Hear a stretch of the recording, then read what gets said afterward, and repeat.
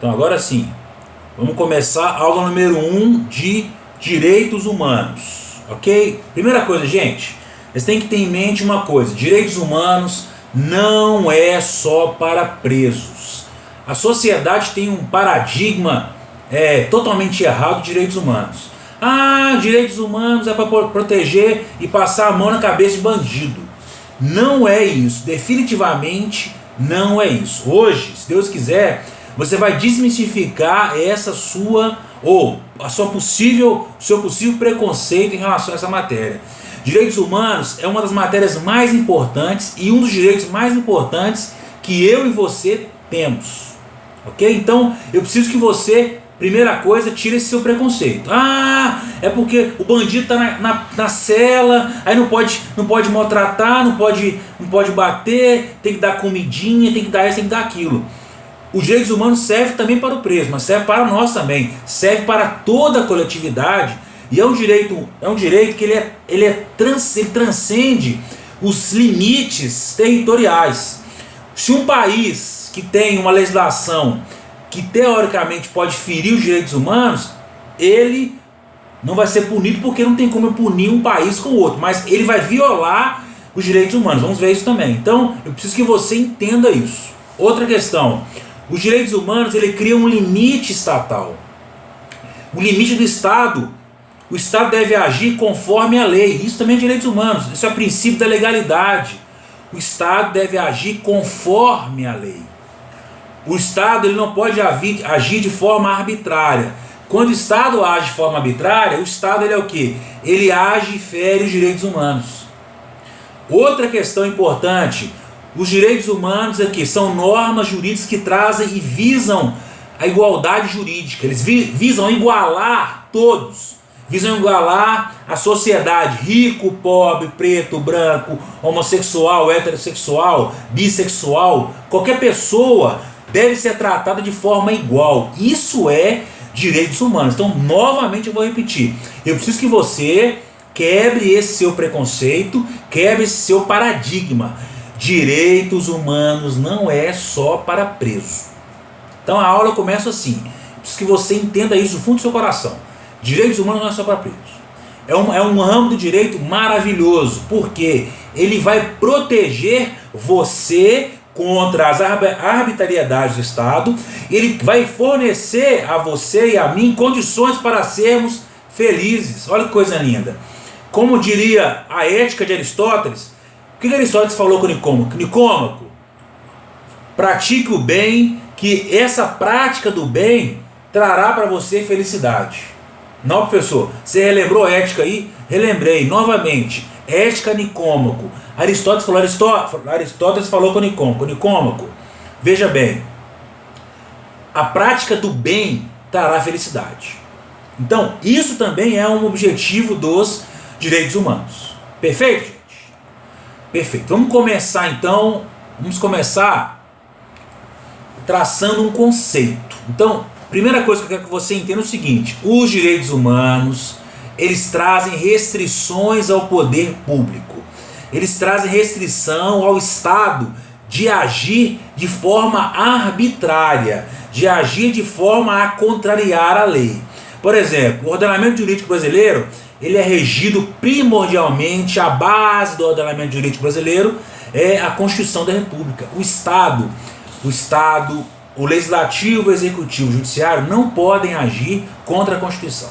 Por exemplo, se um governo, um presidente, um governador, um prefeito forem a favor da ditadura militar, se eles forem a favor de fechar o Congresso, se eles forem a favor de ir contra o STF, ou o STF contra o presidente, ou o presidente contra o legislativo, isso é arbitrariedade. Por quê? A Constituição define os três poderes, eles devem ser harmônicos entre si. Nenhum poder manda mais que o outro. Se um poder quiser mandar mais que o outro, ele está sendo arbitrário e está ferindo os direitos humanos. Ok? Então, um conceito importante que eu quero que você entenda hoje é o seguinte: esse conceito ele vem da ONU. O que a ONU fala? Direitos humanos são garantias jurídicas universais que protegem os indivíduos e grupos contra ações e omissões dos governos que atentem contra a dignidade humana. Eu vou repetir. Esse conceito vem da ONU. Olha o que é direitos humanos. Os direitos humanos são garantias jurídicas universais que protegem os indivíduos e grupos contra ações e omissões dos governos que atentam contra a dignidade humana. Primeiro objetivo que eu quero que você grave de direitos humanos é: os direitos humanos querem garantir a sua dignidade humana. Os direitos humanos querem garantir a sua dignidade humana. Todos nós devemos e temos que ter garantido a dignidade humana. Esse é um dos grandes objetivos dos direitos humanos. Certo? O outro conceito, eu vou trazer 3 conceitos para vocês. O primeiro conceito é o da ONU. O segundo conceito, que é direitos humanos para a maioria da doutrina. São os direitos que visam resguardar os valores mais preciosos da pessoa humana. Gente, quais são os valores mais preciosos da vida humana? Repita, fala comigo aí, gente. Qual é o valor principal? Qual é o nosso valor principal? O que vocês acham? Isso. O que mais? Isso. Isso. O que a Beatriz falou? Liberdade, saúde, vida, dignidade da pessoa humana, fraternidade. Então, os direitos humanos, eles visam resguardar e proteger esses direitos. Isso é direitos humanos. Então, vocês estão vendo que a amplitude que ele tem. Já falei aqui que ele serve para mim e para você, para resguardar a nossa vida. A vida é um direito inerente do ser humano. A gente fala que a vida é um direito natural. Você nasce por quê? Porque você tem direito à vida. Você tem direito à liberdade. Você tem direito à dignidade da pessoa humana. Mesmo que esses direitos não estejam codificados na lei, você e eu temos direito disso. Vamos dizer o seguinte, ó, a lei não prevê direito à vida. Mas se você tem direito à vida, a lei não prevê que você tem direito à liberdade, mas você tem. Por quê? É um direito inerente ao homem. Quando eu falo de direitos inerentes aos homens, são direitos humanos. Olha que coisa linda. Gente, não é só para preso. Eu vou falar isso aqui hoje 86 mil vezes. Direitos humanos não é só para preso. É para mim e para você. Ok? Um outro conceito, depois eu falo dele. Vamos falar um pouquinho agora da parte histórica dos direitos humanos. Primeira manifestação dos direitos humanos se deu quando? Século 6 a.C., na Pérsia. O famoso rei Ciro. O que o rei Ciro fez? O rei Ciro, ele libertou os escravos babilônicos e ainda, então primeira coisa, o que o rei Ciro fez? Vamos libertar os escravos babilônicos. Vamos dar o que? Liberdade. Liberdade é o que? É um direito humano. Segundo, na minha terra, na Pérsia, vai haver o que? Igualdade racial. Negros e pardos, negros e brancos, brancos e pardos serão iguais, melhor dizendo. Então, o rei da Pérsia trouxe a igualdade racial. Isso no século 6 a.C. Olha como esse rei era avançado para aqueles dias. Então o que ele trouxe? Primeiro, liberdade. Liberdade é um direito humano. Segundo, igualdade. Igualdade é um direito humano. A Constituição, no artigo 5º, fala o seguinte: todos são iguais perante a lei. Homens, mulheres, negros, brancos, crianças, adultos, crentes, não crentes, macumbeiros, não macumbeiros, enfim, qualquer religião, qualquer profissão de fé, qualquer raça, credo ou cor é igual perante a lei. Então, o rei Ciro, no século 6 a.C., já trouxe essa previsão e já se manifestou favorável aos direitos humanos. Segunda manifestação dos direitos humanos foi em Roma. Gente, falei com vocês anteriormente que os direitos humanos, eles são inerentes ao ser humano. você já nasce com esses direitos. Essa proposição, essa visão, ela veio de Roma. O que Roma falou? Roma criou o seguinte, criou uma situação de quê?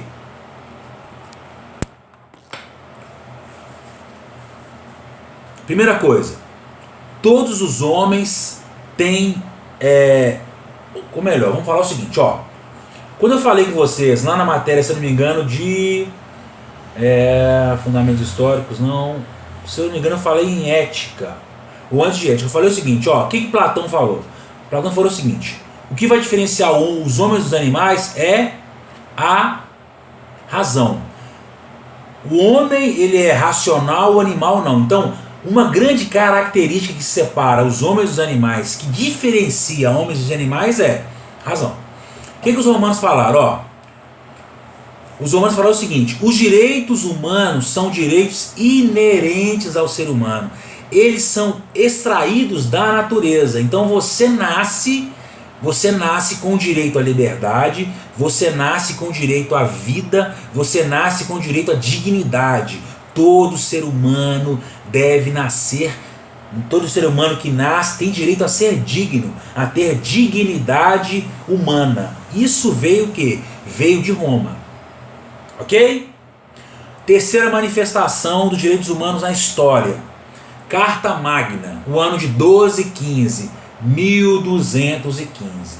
O que houve nesse ano? O nosso amigo rei João Sem Terra, no dia 15 de junho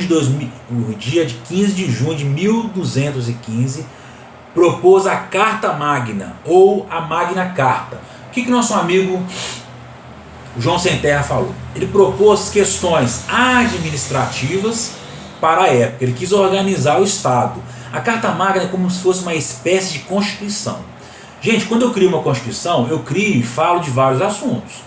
A Constituição de 88, ela trata de milhões de questões. Ela trata de direitos fundamentais, trata de direitos administrativos, direito penal, direito do trabalho. Ela trata de vários ramos, ela varia de vários aspectos. Então, da mesma forma que a Constituição hoje trata disso, a Carta Magna também tratou. E o que ela trouxe de parâmetro, o que ela trouxe de pontos a serem tratados dos direitos humanos. Primeiro, aqui na Inglaterra, foi lá na Inglaterra, haverá o quê? Uma autonomia da igreja frente ao Estado. O que significa isso? Ó, eu vou separar Estado de igreja. Ok? O que aconteceu? Século 3 antes de Cristo, melhor, século 2 depois de Cristo, o que aconteceu em Roma? Roma pegou a religião cristã, cristianismo, que estava em forte ascensão, e fez o seguinte, ó, vamos juntar Estado com religião. Ok? Então, do século 5 ao século 10, 12, até o século 15 em outros países, a religião andava lado a lado com o Estado. Mas, nosso amigo aqui, João Sem Terra, o que ele falou? Rei João Sem Terra, aqui na Inglaterra eu vou separar Estado de religião. Por quê? Quando eu separo Estado de religião, eu tenho o quê? Eu tenho liberdade religiosa. Sim ou não, senhores? Quando eu tenho separação do Estado com a religião, eu tenho o quê? Eu tenho liberdade religiosa. No Brasil, é o quê? O Estado laico. O que significa isso? Aqui no Brasil não há profissão de fé. A liberdade religiosa, cada um deve agir, cada um deve seguir a religião que melhor aprover, melhor lhe aprover. Da mesma forma foi a propositura de João Sem Terra. Segundo, herança para os descendentes. Nessa época, antes da propositura da Carta Magna, quando alguém morria, o que acontecia? A herança ia para o Estado. Quando João Sem Terra promulga a Carta Magna, o que ele fala? Ó, quem morrer deixará herança para os herdeiros, para os seus descendentes. Terceira propositura da Carta Magna para os direitos humanos. Teremos o que? Impostos condizentes, ou seja, impostos razoáveis, impostos não aviltantes, não exploradores. o Estado iria cobrar tributos de forma o quê? De forma razoável. Outra questão importante: as viúvas nessa época eram obrigadas a casar de novo. Então, por exemplo, Beatriz ficou viúva. Nessa época ela tinha que casar de novo. Mas não, quando João Sem Terra, o rei João Sem Terra, promulga a Carta Magna, o que ele fala? Ó, a partir de agora as viúvas terão opção, vão casar-se ou não. Eu trago o quê? Uma liberdade. Isso é liberdade. Isso é o quê? Direitos humanos. Gente, está claro até aqui? Claro? Outra propositura da Carta Magna: devido processo legal e igualdade perante a lei. Gente, devido processo legal. No artigo 5º no artigo 5º da Constituição, ele fala disso. Nessa época, o que acontecia? Eu não tinha uma paridade de armas. Isso é devido processo legal. Eu e o Daniel temos paridade de armas. O que significa isso? Promotor, ele vai acusar o réu, e o réu ele vai ter direito de se defender na mesma altura, com as mesmas armas, com as mesmas possibilidades. Por exemplo, o réu terá acesso ao inquérito policial, o réu terá acesso ao oitivo das testemunhas, o réu terá acesso às provas técnicas. Tudo que uma parte tem acesso, a outra parte não tem acesso, terá acesso também. Isso é o que? Paridade de armas. Para você entender isso, vou te dar um exemplo. Aqui a gente bate em Chico e bate em Francisco. Por exemplo, quando o Sérgio Moro era juiz, o que o Sérgio Moro fez? O Sérgio Moro foi pego conversando com quem? Com o procurador da República. O procurador da República era aquele que o quê? Que acusava o Lula, acusava o ex-presidente Lula. Quando um juiz conversa com um procurador que vai tentar condenar o réu, ele está ferindo princípios constitucionais e processuais. Isso é ilegal. Isso fere o quê? Fere o princípio do processo legal, fere a paridade de armas. Se o Sérgio Moro conversasse com o advogado do Lula, da mesma forma, ele não pode ter contato com as partes. Se tiver, não pode falar do processo. Só que o Moro falava assintosamente do processo do Lula com o procurador. Isso é o quê? Ele feriu o quê? A paridade de armas. Isso fere princípios constitucionais, fere os direitos humanos. Claro isso aqui, gente? Maravilha. Outra manifestação histórica dos direitos humanos: Declaração da Independência dos Estados Unidos. O que aconteceu? As 13 colônias, lideradas por Thomas Jefferson, o que elas fizeram? Nós vamos nos libertar da Grã-Bretanha. Nós vamos criar um Estado nosso. Nós vamos rachar fora daqui. Então, capitaneado por Thomas Jefferson, eles fizeram o quê? Se libertaram. Procuraram o quê? Liberdade política, liberdade individual. Isso é o quê? Uma manifestação dos direitos humanos ao longo da história. Outra manifestação dos direitos humanos ao longo da história: Revolução Francesa, ano 1789 ou 1789. O que aconteceu? Revolução Francesa. Nós vamos o quê? Primeiro objetivo da Revolução Francesa: nós vamos romper, nós vamos tirar o monarca do poder. Nós vamos aniquilar essa monarquia absolutista. Gente, o que é a monarquia absolutista? Monarquia absolutista é quando eu tenho um rei que detém nas suas mãos os 3 poderes: o legislativo, o executivo e o judiciário. O rei detinha todo o poder. Naquele momento, na Revolução Francesa, o que eles querem? Vamos quebrar o poder absoluto do rei. Nessa terra, na França, não haverá mais um monarca que tenha o poder todo nas mãos. E nisso é o que? Eu tenho o quê? Primeiro, eu tenho uma quebra de quê? De opressão. Quando eu tenho um monarca que cria as leis, executa as leis e aplica as leis, o que significa isso? Ele é o quê? Um monarca opressor. Alguém bate frente com ele? Alguém vai se opor a ele? Não, ele é o poder. O monarca era o quê? O monarca era a personificação de Deus na Terra. Ele era o próprio Deus. Então a França quebra esse paradigma. Além disso, o que a Revolução Francesa trouxe? Liberdade, propriedade, segurança e resistência à opressão. Todos os cidadãos terão liberdade de ter propriedade, segurança e resistência à opressão. Esse foi o legado da Revolução Francesa para os direitos humanos. Ok, senhoras e senhores? Outra grande contribuição histórica para os direitos humanos foi a fundação, a criação da Cruz Vermelha. Gente, quem já ouviu falar aqui da Cruz Vermelha? Ajuda a Cruz Vermelha. Cruz Vermelha está lá na África do Sul, na África do Norte, teve uma guerra, aniquilou lá a Líbia, não sei o que. Quem está lá? Cruz Vermelha. A Cruz Vermelha nasceu no ano de 1863, 1863, século XIX. Qual foi o grande objetivo da Cruz Vermelha? O grande objetivo da Cruz Vermelha foi garantir a proteção e a assistência das vítimas de conflitos e tensões e também daqueles que eram soldados.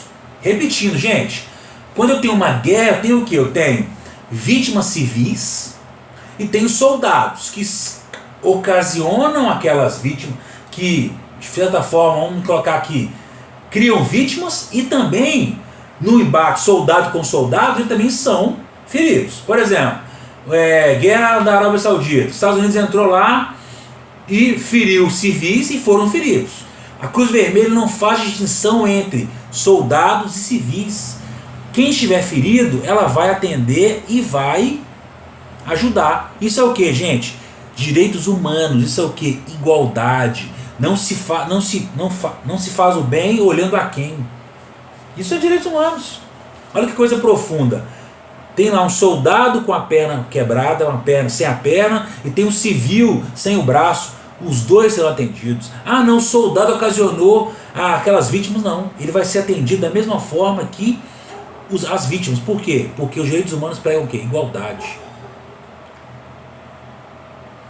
Entenderam? A Cruz Vermelha ela foi criada a partir de quê?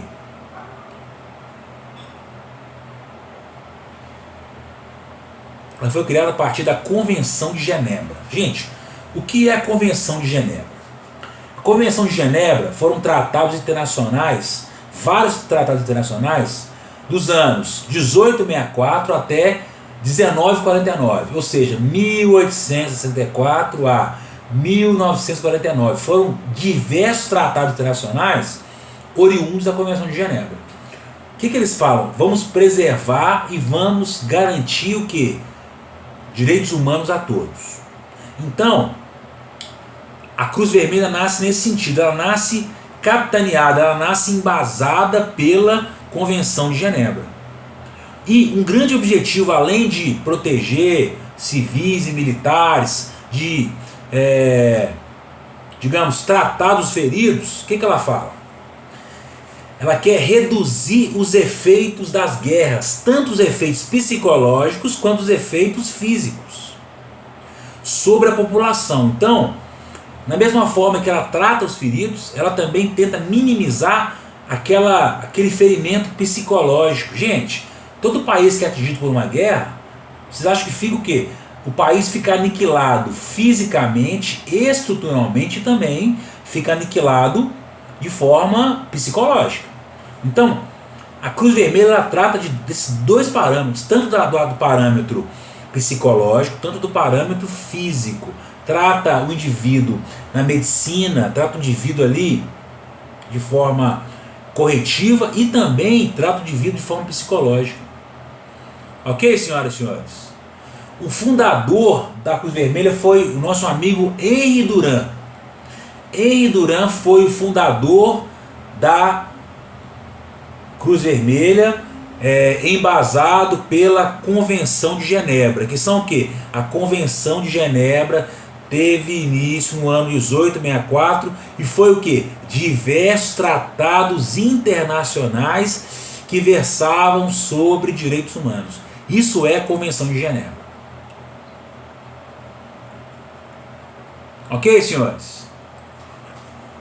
Outra manifestação histórica da ONU. Outra manifestação histórica dos direitos humanos. A ONU. A ONU surgiu quando? 24 de outubro de 1945. Onde que a ONU surgiu? Onde a ONU foi criada? Em São Francisco, na Califórnia. Gente, qual é a finalidade? Qual é a finalidade da ONU? Alguém pode me ajudar aí?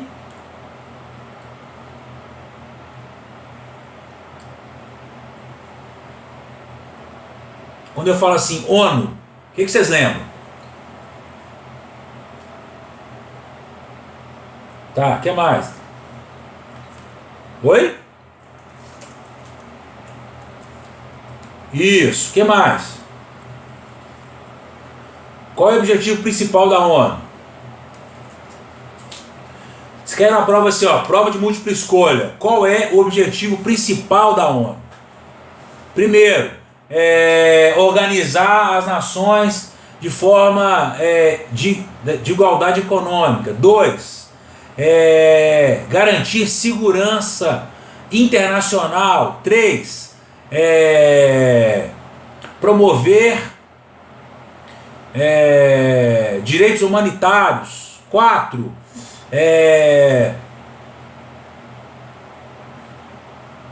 integrar as nações. E aí?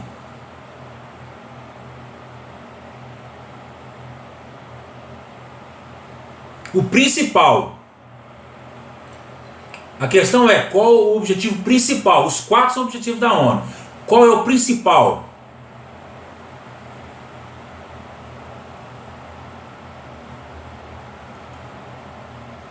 Gente, o principal objetivo da ONU é manter a paz e a segurança internacional. A ONU surge após a Segunda Guerra Mundial. Gente, a Segunda Guerra Mundial aniquilou a Europa. Aniquilou de forma gigantesca. Tanto fisicamente, tanto estruturalmente, quanto psicologicamente. Então, a ONU nasce com o objetivo de quê? Vamos juntar os países para o quê? Para manter e promover a segurança internacional. E ainda desenvolver a cooperação entre os povos.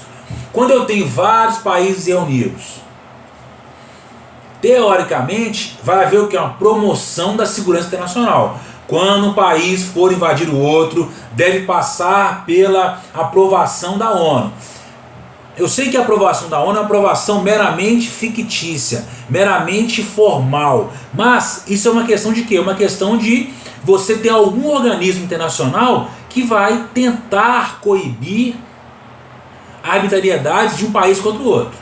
A gente sabe que o quê? Que os Estados Unidos invadiram outros países, mesmo que a ONU se opôs, eles invadiram. Mas há um quê? É uma manifestação da ONU. Covid-19, o que a ONU fez? Através da OMS. Ó,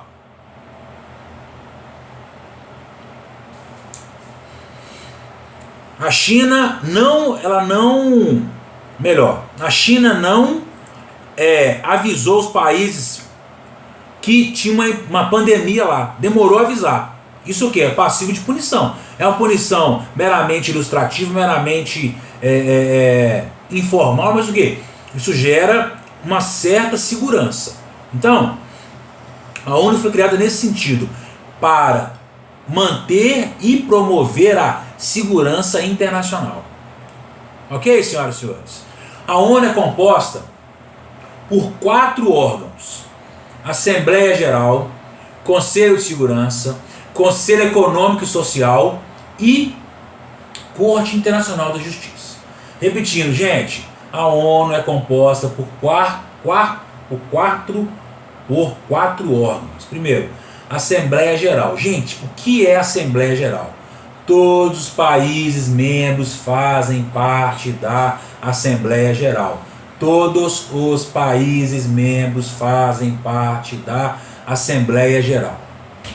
Segundo, Conselho de Segurança. Esse Conselho de Segurança é o mais importante. É o conselho responsável por manter a paz social. Ele é composto por 5 membros.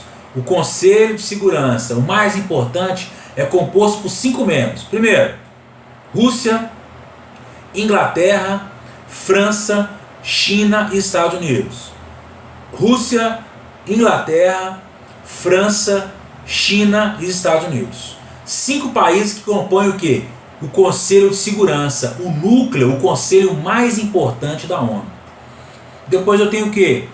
Tem o Conselho Econômico e Social. É formado por quais órgãos? OMC, Organização Mundial do Comércio, e a Unicef. Quem lembra da Unicef? O Didi lá é o embaixador da Unicef, promove promoção social para crianças e adolescentes, aquele negócio todo. Então, faz parte da ONU. Depois, Corte Internacional de Justiça, um órgão jurídico da ONU. Um órgão jurídico o quê? Um órgão que vai tentar promover os direitos humanos, mas infelizmente ele não tem o poder de punir diversos países. Quando um país infringe normas de direitos humanos, teoricamente a Corte Internacional não tem poder de punir aquele país. Ok, queridos? Okay. Então, falamos do Conselho de Direitos Humanos, falamos do aspecto histórico, de alguns aspectos mais importantes ao longo da história que fizeram o quê? Que fizeram os direitos humanos caminharem evolutivamente. Agora eu vou falar de quê? Vou falar de legalidade e realidade. Primeira coisa, gente, qual é a diferença entre apologia e incitação? Quem sabe me dizer?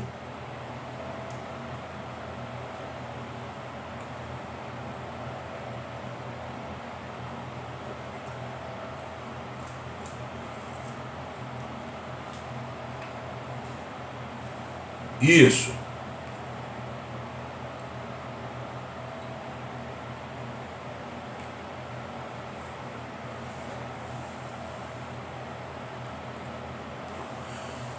Felipe Roberto faz apologia ao uso de drogas.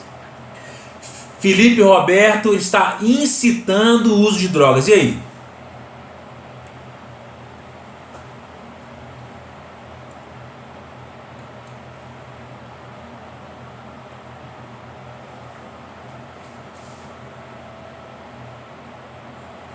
Vamos lá, gente. Então vamos lá. Se vocês não falaram, eu vou falar. Qual é a diferença entre apologia e incitação? A apologia, o sujeito defende, louva, enaltece, ele elogia uma doutrina ou uma ação que é considerada crime.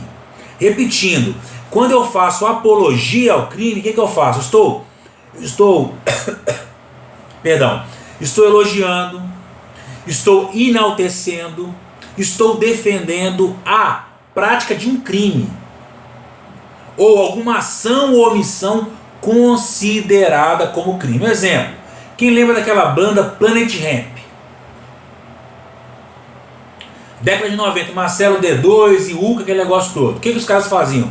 Eles faziam apologia ao uso de drogas. As músicas deles, eles falavam de quê? Falavam do uso da maconha, louvavam a maconha, diziam que a maconha deveria ser legalizada. Legalize já, não é assim? Quer dizer, naquele momento histórico ali, aquelas músicas faziam apologia ao uso de drogas. Tanto que muitos shows do Planet Hemp foram cancelados. Os caras iam começar a cantar, estavam lá cantando, legalize já, o policial chegava e parava o show. Quer dizer, eles faziam a apologia. A apologia, vocês vão ver, também é crime. Outro exemplo aqui, quem lembra daquela atriz Luana Piovani? Quem lembra? Uma loura grandona. Certa vez, eu estava fazendo cursinho para a faculdade, tem milhares de anos isso, né? 2003, se não me engano. O que ela fez? Ela falou que usava maconha e que maconha deveria ser legalizada. Nesse sentido, o que ela fez? Fez uma apologia a uma ação ou omissão que era considerada como crime. Então, quer dizer, a apologia, eu vou defender a doutrina, vou defender uma ação ou omissão que é considerada crime. Agora, incitação, eu vou estimular publicamente a prática de qualquer crime. Por exemplo, vamos fazer a marcha contra os homossexuais. Vamos fazer a marcha da homofobia. Isso é o quê? Eu estou incitando que a sociedade deva ser homofóbica. Eu estou incitando que a sociedade deva praticar crime de homofobia. Então, quer dizer, a incitação, ela é o quê? Eu vou estimular publicamente a prática de qualquer ato ilícito. Eu estou falando aqui, ó, pratique determinado ato que é crime. Quando eu falo de apologia, eu apenas defendo, ó. Eu defendo que a sociedade deva usar drogas. Eu defendo que a sociedade deva ser homofóbica. Agora, quando eu estimulo, eu vou externar isso, eu vou de certa forma, propagar essa ideia. Claro, senhores? Nesse sentido, quando eu pratico apologia, quando eu pratico incitação, eu cometo crimes contra a paz pública. O Código Penal, os artigos, se eu não me engano, 286 em diante, eles falam dos crimes contra a paz pública. Ok? Então, nesse caso, o que eu faço? Estou protegendo um bem jurídico que é a paz pública. Artigo 286 do Código Penal. É crime incitar publicamente a prática de crime. Novamente, artigo 286 do Código Penal. É crime incitar publicamente a prática de algum crime. Quando eu incito, quando eu tento influenciar alguém a praticar determinado crime publicamente, isso é o que? Incitação, e é crime. Crime que vai o que? Contra a paz pública. Segundo, fazer publicamente, artigo 287 do Código Penal. Fazer publicamente apologia a fato criminoso ou de autor de crime. Quando eu faço apologia ao crime, eu estou cometendo um crime contra a paz pública e devo ser punido de acordo com o Código Penal. Gente, na prática é o seguinte: tanto apologia quanto incitação serão puníveis pelo Código Penal, artigo 286 e 287. Só que, tecnicamente, eu tenho duas condutas diferentes. Quando eu vou incitar, eu estou o quê? Eu estou estimulando. Quando eu estou fazendo apologia, eu estou defendendo, eu estou louvando. Por exemplo, no estádio de futebol, quem vê aqui futebol, por exemplo, na Alemanha, os caras fazem sinal do nazismo. Isso é o quê? Apologia. Ok? Gente, vamos lá então. Continuando nossa matéria, vamos tratar de dois temas que estão intrinsecamente ligados: direitos humanos versus práticas culturais. Gente, em alguns países, práticas culturais, elas afrontam os direitos humanos. E aí, como vai acontecer? O que vai acontecer? Primeiro exemplo que eu trago para vocês é o que? A legalidade da mutilação de membros nas mulheres. Na África, em países da Ásia, é normal a mutilação feminina. O que significa isso? É chamada circuncisão feminina. Corta-se os lábios da vagina e o clítoris, para a mulher não sentir prazer.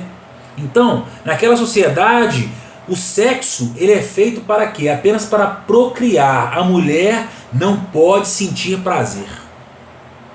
Olha que coisa absurda isso. Isso acontece até hoje, gente. Isso é uma afronta, isso é não tem nenhuma palavra pior que afronta aos direitos humanos. Todo ser humano tem direito à felicidade, todo ser humano tem direito ao prazer, todo ser humano tem o direito que é a liberdade.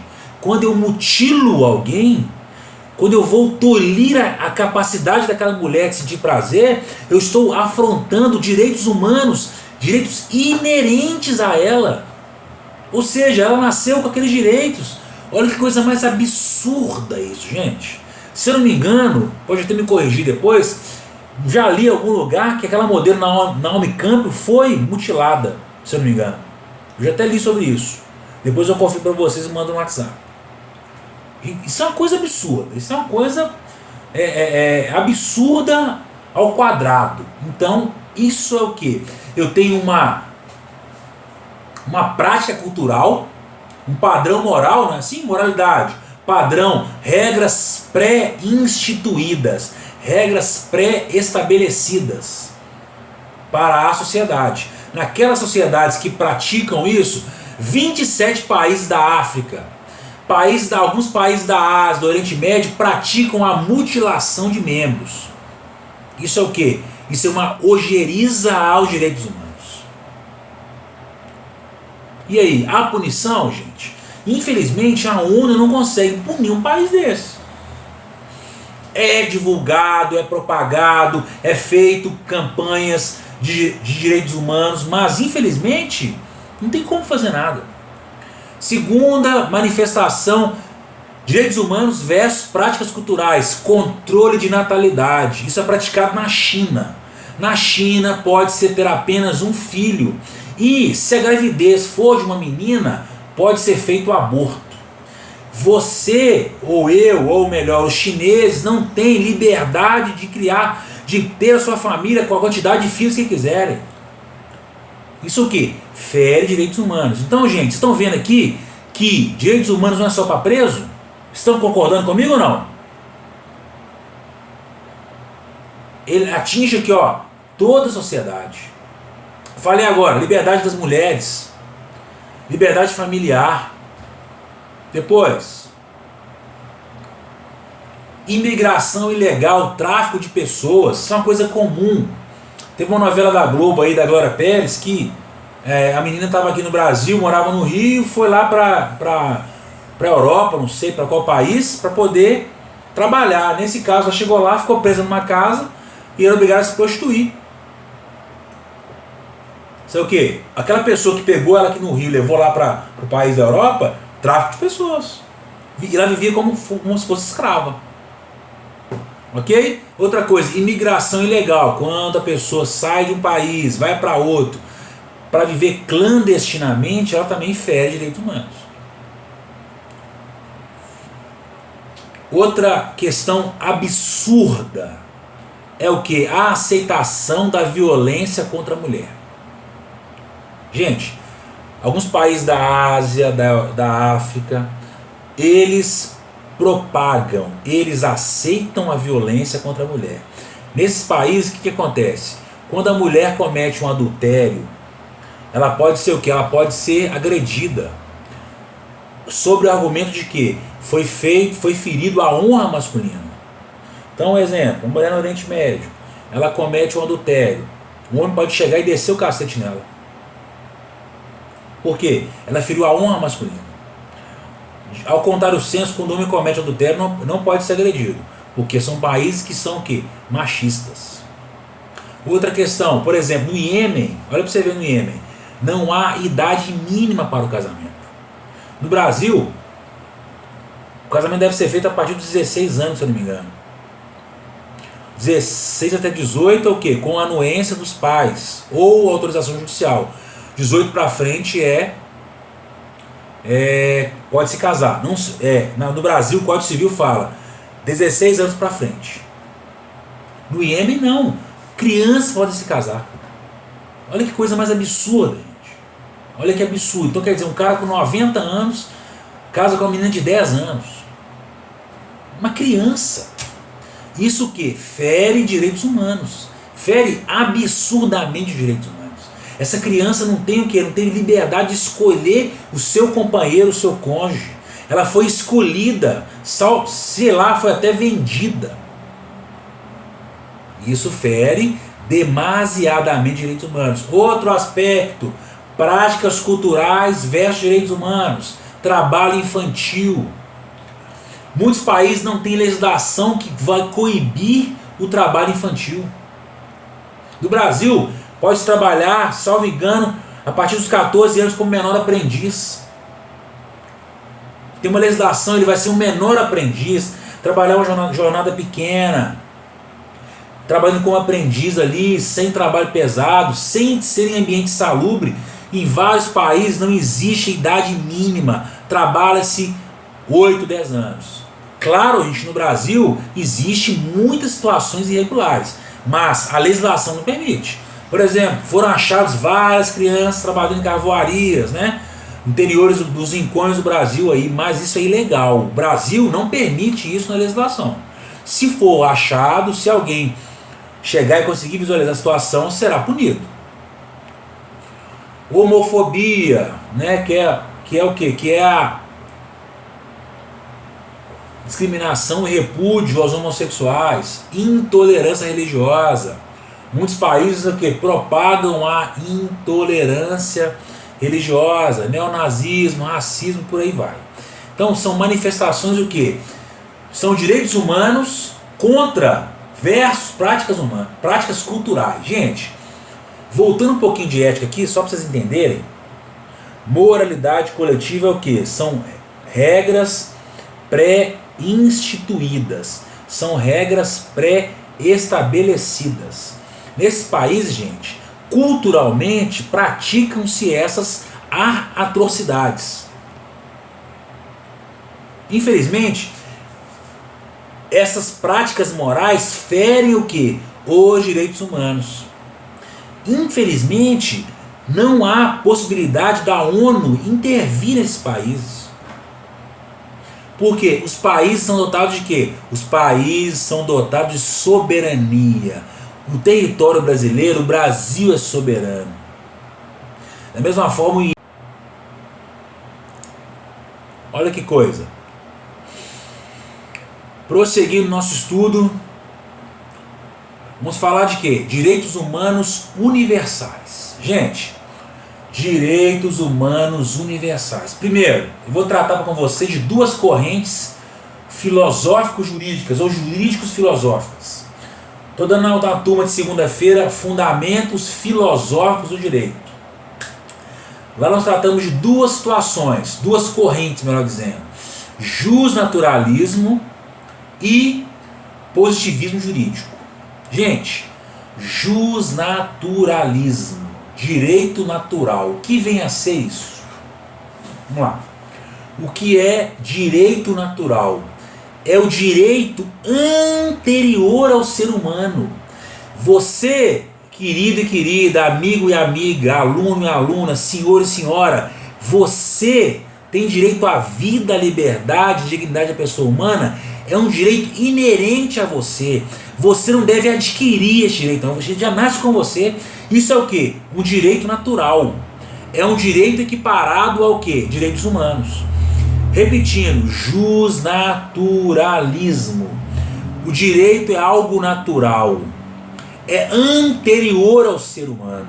São valores da humanidade. Direito à vida, à liberdade, à dignidade, ao ideal de justiça. Então, são direitos o quê? Direitos inerentes ao ser humano. Você e eu nascemos com direito à liberdade, à vida. É inerente. Você ali foi gestado pela sua mãe, você nasceu, é um direito inerente a você. Quando você saiu da barriga da sua mãe, viu o mundo exterior, liberdade, dignidade da pessoa humana, direito à vida. Isso ninguém pode tirar de você. Isso são o quê? Direitos naturais. Claro isso aqui, gente? Balança a cabeça pra mim. Sim ou não? Sim ou não? Quero ouvir aqui, ó. Sim ou não? Pode falar, gente. Tem microfone aí. Sabrina, quero ouvir. Karen, Marcelo, fala comigo. Fala comigo, gente. Deixa sozinho aqui não, pelo amor de Deus. Tô ficando maluco aqui. Beleza, então vamos lá. Gente, continuando. Eu falo agora de positivismo jurídico. O que é positivismo jurídico? Positivismo é o quê? Uma corrente filosófica que fala o quê? O direito somente é aquilo que é posto pelo Estado. Só é direito o que está na lei. O que está na lei é direito. O que não está na lei é direito. Então, teoricamente, hoje, positivismo jurídico não reconhece direitos que não estão previstos em lei. Ok? Vamos dizer, se na lei não disser que a liberdade é um direito, não será considerado como direito. Para o positivismo jurídico, só vale o que está na lei, só vale o que é posto pelo Estado, só vale o que for feito através de um processo legislativo. Isso é positivismo jurídico. Só vale o que está na letra fria da lei. Claro, gente, diferença: justnaturalismo são direitos inerentes ao ser humano. Você e eu nascemos com o quê? Direito à liberdade, à vida, à dignidade da pessoa humana. Isso é o quê? Direito natural, justnaturalismo. O que é positivismo jurídico? Só é reconhecido direito quando está posto pelo Estado, quando está no código. Se não tiver na lei, não é direito. Isso é positivismo jurídico. Ok, gente? Uma terceira corrente aí, do nosso amigo Guilherme de Ockham. O que nosso amigo Guilherme de Ockham fala? Existe uma espécie de direito universal. O que vem a ser isso? Como é que eu vou explicar isso para vocês? Vamos lá. Direito universal é compreendido pelos fatores políticos, econômicos, filosóficos e jurídicos que vão formar, como é que eu vou explicar isso aqui? Vamos lá de novo. Ó. Quando eu falei para vocês da sociologia, eu falo de quê? Eu falo de interação social, não é? Gente, o indivíduo A vai influenciar o indivíduo B, que ambos vão influenciar o quê? A coletividade. Quando eu falo isso, eu falo de quê? Eu falo de aspectos sociais, não é? Um interage com o outro. Nesse caso aqui, a minha interpretação da teoria de Guilherme de Ockham, o que ele fala? Ó, cada indivíduo é formado de uma individualidade filosófica, política, econômica e também social. Se cada indivíduo ele é dotado dessas características, e eles vão se relacionar, eles vão interagir, um influenciando o outro, vão criar o quê? Um direito universal. Quer dizer, são práticas, são fatores, são fatos que um influenciando o outro criam o quê? Um direito universal. Cada um é dotado de quê? Dotado de direitos humanos universais. Ou seja, cada um é dotado de liberdade, dignidade da pessoa humana e vida. Ok. Além disso, eles têm o quê? Moralidade, tem aspectos que são diferentes do direito. Aspectos econômicos, aspectos sociais, aspectos políticos. Isso, nessa junção, nessa sinergia social aqui, eu vou criar o quê? Um direito universal. Claro não isso aqui, gente? É meio viagem, mas ficou claro?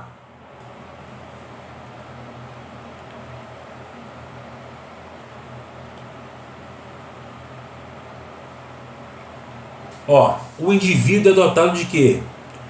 Fatores jurídicos, econômicos, sociais e filosóficos e políticos. Cada indivíduo se relacionando um com o outro vai ter o quê? Vai ter uma interação social, não é? Sociologia explica isso. Psicologia social também.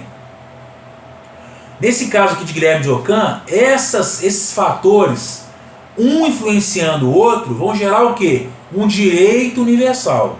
Quando eu tenho aqui vários indivíduos na sua moralidade individual, eu crio o quê? Uma moralidade coletiva, não é assim?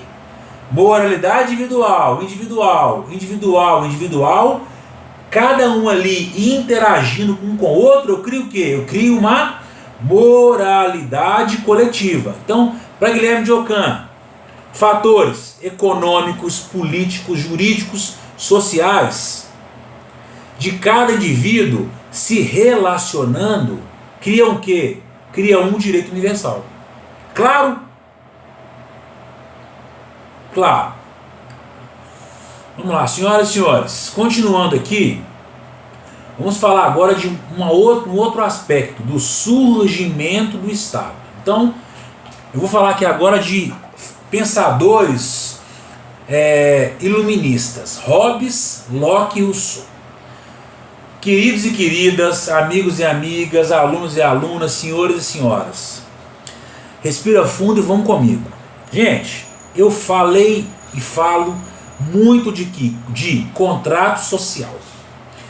Rousseau, Locke,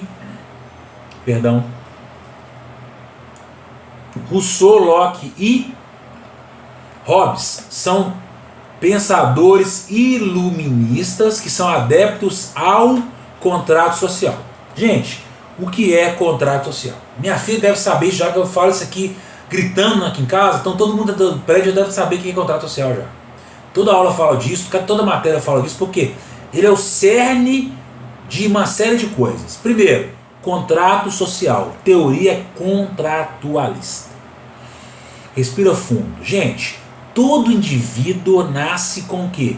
Liberdade plena. Isso é o quê? Um direito humano. Se eu tenho vários indivíduos com uma liberdade plena, vai haver o quê? Vai haver um conflito, não vai? Nós aqui, uma sala, cada um com a liberdade plena, cada um fazendo o que quiser, vai dar o quê? Vai dar merda. O que Rousseau fala, Hobbes fala e Locke fala? Nós vamos nos unir e fazer um contrato social. Gente, ó, a partir de agora vamos ter alguém para gerir, para colocar o que? Limites. Esse poder é o Estado que vai colocar limites. Mas o Estado ele vai estar o quê? Ele vai estar apenas atuando como um limitador. Ele não vai ser um Estado arbitrário. Apenas ele vai limitar. Vai colocar o quê? Pacificação social. Não é assim? Fundamentos históricos do direito. O que eu falei? Gente, quando vai haver a intervenção do direito? Quem lembra? Fundamentos históricos do direito. Quando haverá a intervenção do direito? Quem lembra disso aí? Haverá a intervenção do direito quando? Quando houver a necessidade de pacificação social. O direito só intervém quando existe conflito. É isso. O que os nossos amigos contratualistas falam? Eu tenho uma sociedade com uma liberdade totalmente plena. Vai haver conflito. Havendo conflito, niki há conflito, niki houve conflito, vai haver o que? A necessidade de uma intervenção externa. É o Estado, que vai trazer o que? Pacificação social. Isso é teoria do contrato social. Claro isso aqui, gente? Sim ou não? Claro, eu acho isso aqui, Oi? Bom, eu pergunto e respondo, né? Tá claro? Tá. Entendi. Fala, Beatriz.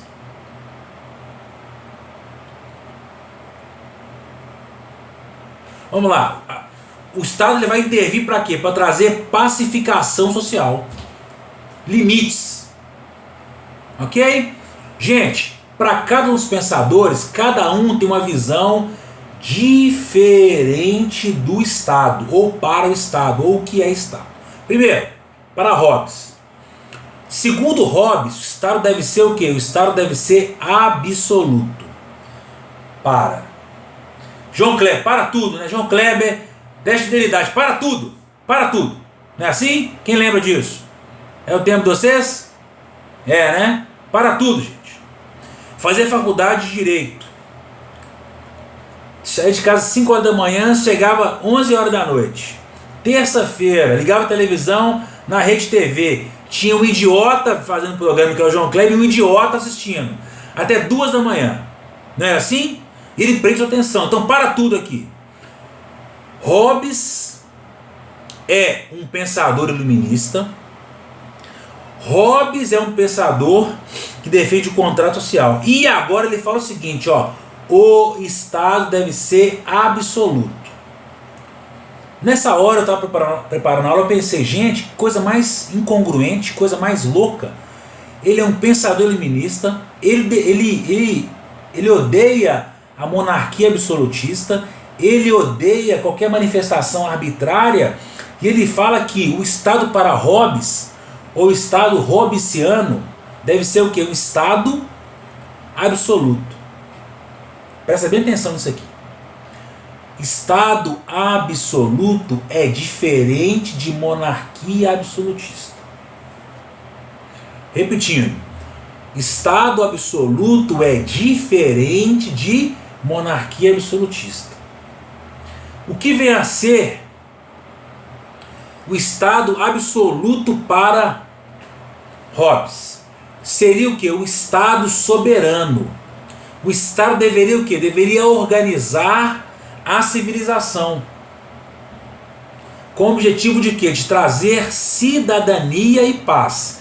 Segundo Hobbes, sem o Estado não há civilização, pois não há cidadania e não há paz. Contrato social, imagina uma sociedade organizada, ou melhor, uma sociedade composta de quê? De indivíduos com uma liberdade individual plena. Segundo Hobbes, se esses indivíduos não tiverem um Estado, não haverá civilização. Quando eles fazem o contrato social e colocam o Estado absoluto de forma que ele vai gerir, organizar, pacificar os conflitos, nesse momento há o que? Há a formação do Estado absoluto, há a formação de uma sociedade organizada. Isso ficou claro, gente? Claro? Beleza. Nosso amigo Locke. O que é o Estado para Locke? Seria uma monarquia parlamentar. O que é uma monarquia parlamentar? Eu tenho um rei ou uma rainha e tenho um parlamento. O parlamento, ele vai o quê? Ele vai ter o objetivo de conservar a política para o executivo. Ele vai o quê? Ele vai criar maioria para o executivo, ele vai votar questões para o Estado. Então eu tenho um rei que pode ser representativo ou não, e tem o quê? Tem um parlamento. Que com o grande objetivo do parlamento é conservar a política para o poder executivo. O Brasil é um país o quê? Presidencialista, tem os 3 poderes. Você já reparou que no Brasil tudo que vai ser votado tem que ser feito uma barganha?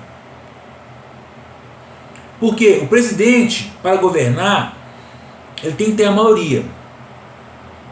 Por exemplo, se eu não me engano,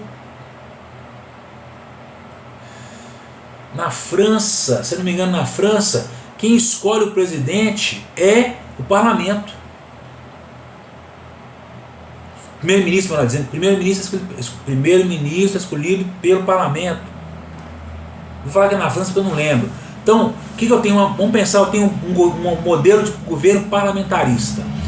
Cria-se o parlamento, aquele que tem a maioria escolhe o primeiro-ministro. Ele vai ter o que? Governabilidade, ele não vai ter que fazer barganha. Então, para o nosso amigo Locke, o que ele fala? O modelo de ideal de Estado é o modelo o quê? Uma monarquia parlamentarista. Para o nosso amigo para o nosso amigo Rousseau, o que o Rousseau fala? O modelo ideal de Estado é um modelo de democracia. O que é democracia? É o governo do demônio? Não. Democracia é o governo do povo. Cracia, governo, demo, povo. Democracia. As decisões políticas devem ser feitas pelos representantes representantes do povo, eleitos através do que? Do voto. Isso é o que? Democracia. Isso é o que? A concepção de governo, a concepção de Estado para Rousseau. Ok, queridos? Ok. Continuando nosso estudo, vamos falar rapidamente aqui de a evolução da teoria das ciências humanas. Então, eu tenho dois pensadores que trazem essa questão. São reivindicações de direito.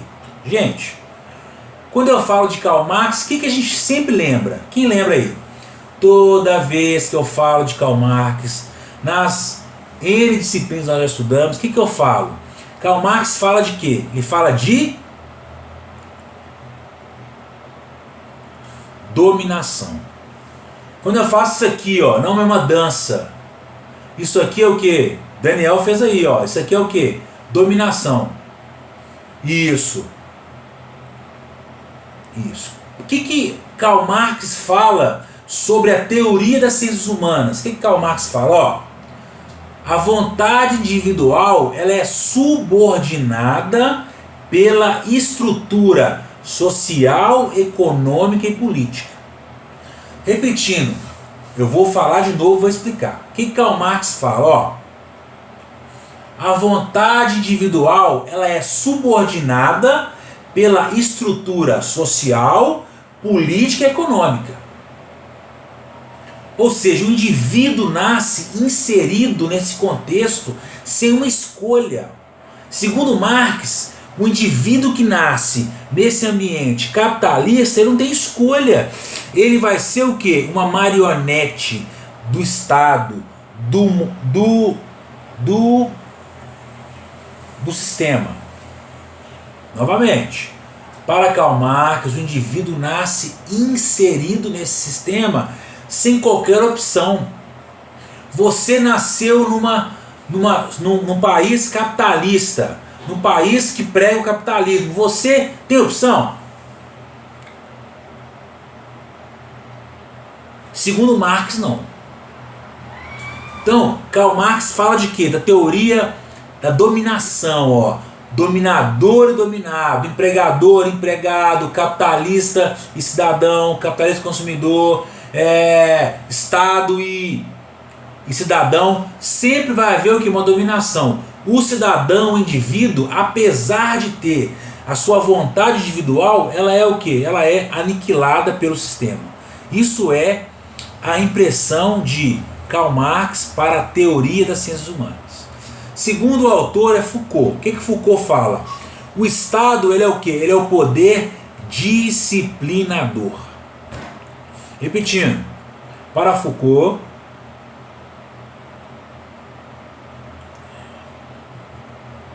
o Estado é o poder disciplinador. A fim de quê? A fim de desenvolver disciplinas a partir do ideal de ser humano passivo. Então o Estado, o que ele fala? Eu vou disciplinar, eu vou moldar, eu vou moldar o indivíduo para que o indivíduo seja o quê? Seja da forma que eu quiser. Então, teoricamente, Foucault e Marx, eles concordam. Para Marx, o indivíduo nasce como uma marionete. O indivíduo nasce sem opção. Para Foucault, o Estado, o que ele vai fazer? Ele vai se valer do seu poder para moldar o indivíduo. Ok? Isso ficou claro? Sim ou não? Sim. Beleza. Gente, próximo tema é a concepção de direitos humanos. Eu falei no começo da aula, Estou falando ao longo da aula toda que direitos humanos não são só para presos. Direitos humanos são o quê? São direitos inerentes ao ser humano. Você, Daniel, Beatriz, Daniel, Felipe, Karen, Sabrina, todos que estão assistindo a aula de hoje, têm direitos humanos inerentes. Vida, saúde, dignidade da pessoa humana, liberdade. Isso que são direitos inerentes. Então, onde nasce a concepção de direitos humanos? São garantias previstas em lei, contidas na Declaração Universal dos Direitos Humanos, que protege eu e você contra a possibilidade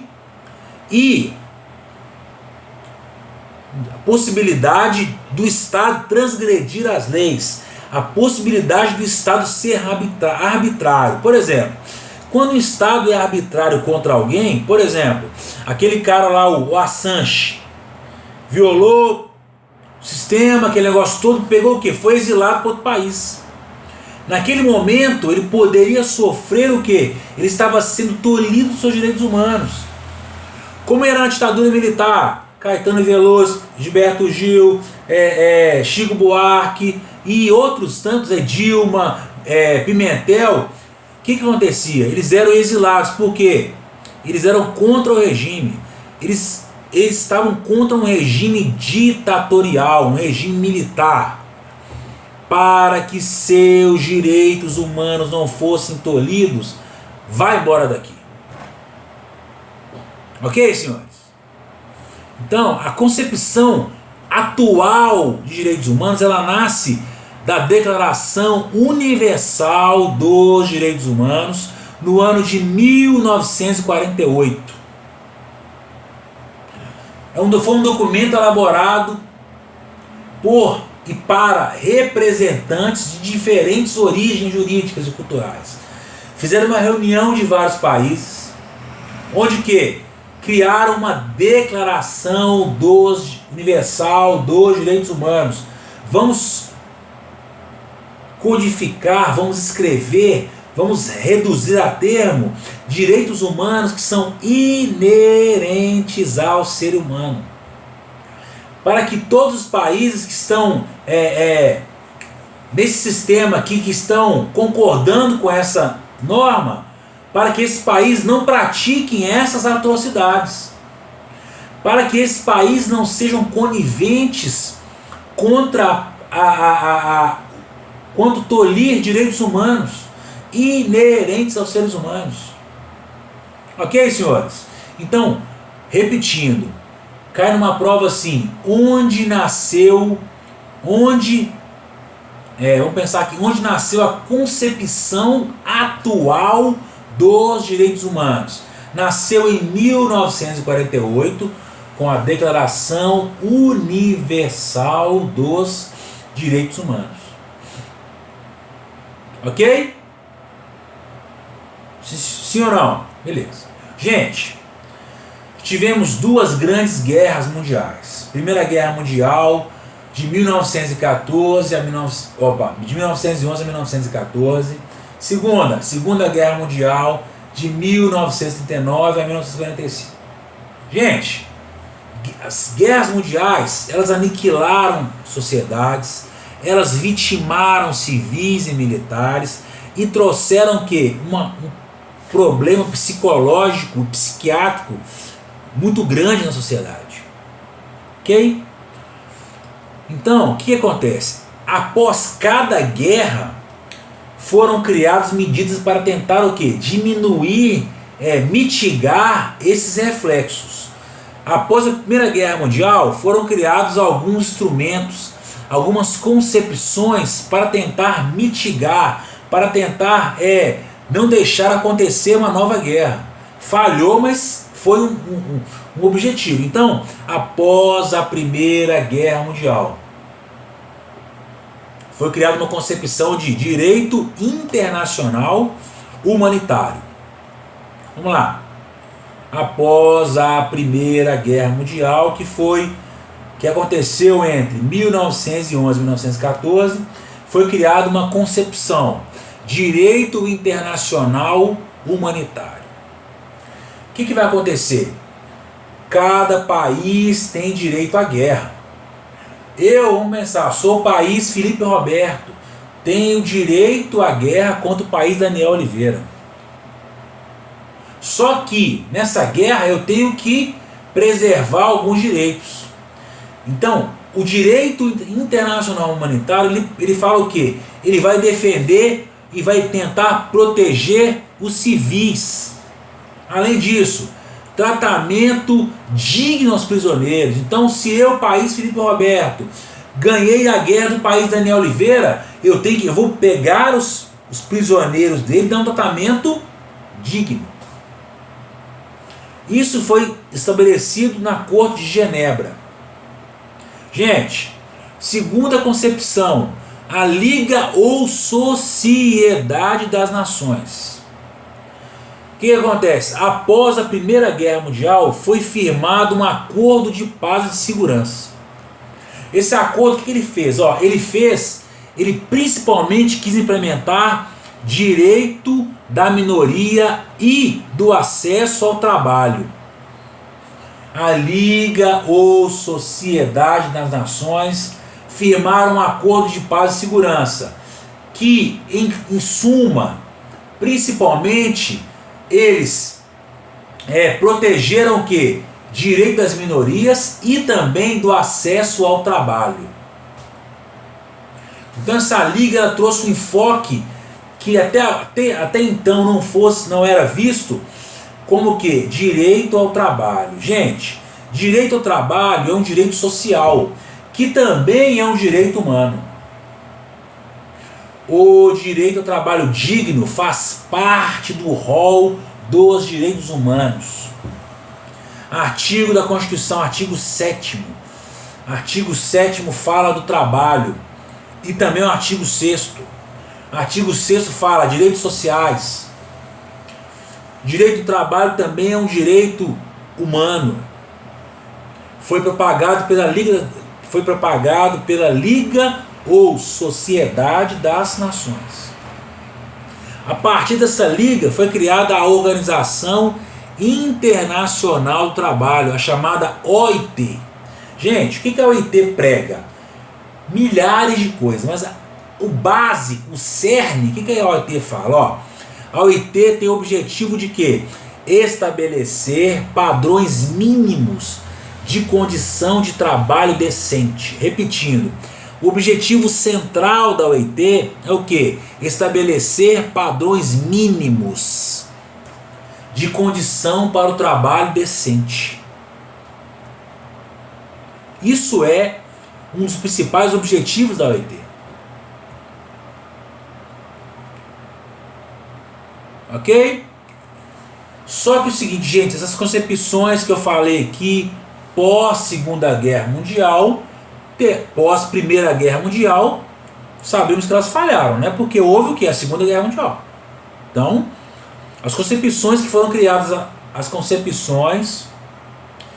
criadas após a Primeira Guerra Mundial falharam. Então foi necessário de quê? Foi necessário teve a Segunda Guerra Mundial e foram criadas novas concepções, foram implementadas novas situações para o quê? Para que os direitos humanos fossem resguardados, fossem protegidos, fossem difundidos. Então, primeira medida pós Segunda Guerra Mundial, para o quê? Para implementar os direitos humanos. A criação de alguns órgãos. Primeiro, tribunais de Nuremberg e de Tóquio. Que foi o Tribunal de Nuremberg? Foi o tribunal criado para julgar os nazistas. Repetindo, pós Segunda Guerra Mundial, foram implementadas situações, organismos condições, enfim, foram implementadas algumas situações para o quê? Para implementar os direitos humanos. Primeiro instituto foi o quê? Criação de tribunais. Tribunal de Nuremberg, que era um tribunal para julgar os nazistas, e o Tribunal de Tóquio. O Tribunal de Tóquio foi o quê? Foi um tribunal criado por um comandante americano lá na Ásia para julgar aqueles que cometeram crimes na Segunda Guerra Mundial. Ok? Segunda medida para implementar os direitos humanos pós Segunda Guerra Mundial. Criação da ONU. Já falei da ONU lá atrás. 24 de outubro de 1945 foi criada a ONU. Organização das Nações Unidas. Qual o principal objetivo da ONU? Manter e difundir a segurança internacional. Ok, senhores? Depois, a adoção dos direitos universais adoção da Declaração Universal dos Direitos Humanos, que foi criada em 1948. Os países signatários, os países que compõem a ONU, devem cumprir, devem difundir, devem praticar a DUDH, Declaração Universal dos Direitos Humanos. Ok, queridos? Ok, professor. Gente, falamos de ética mês passado, né? Nossa matéria é abençoada. Nesse tópico também temos que falar um pouquinho de moral e de ética. Nossa, professor, eu não aguento mais falar de moral e de ética. Eu não aguento mais você fazer aquele sinalzinho assim, ó, parecendo um bichinho, parecendo alguma coisa que fica fazendo assim, ó, tremendo. Mas, gente, tá no nosso cronograma, tem que falar. Então, próximo tema é direitos humanos e a interpretação da moral.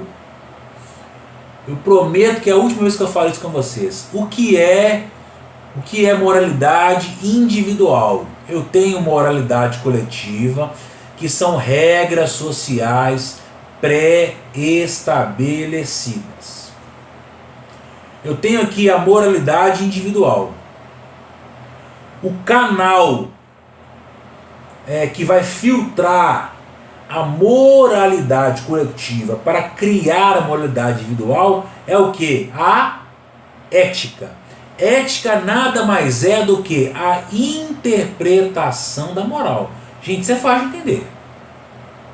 Você pode não ter entendido ética da virtude, ética aristotélica, ética de Confúcio, mas isso aqui tem como você entender.